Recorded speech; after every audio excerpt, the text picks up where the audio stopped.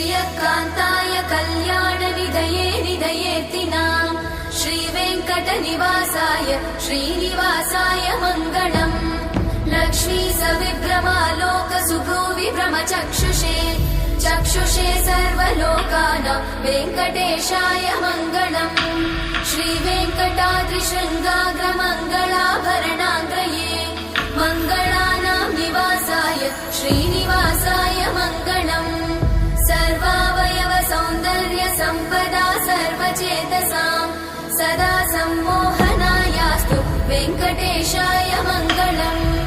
नित्याय निरवध्याय सत्यानन्दचिदात्मने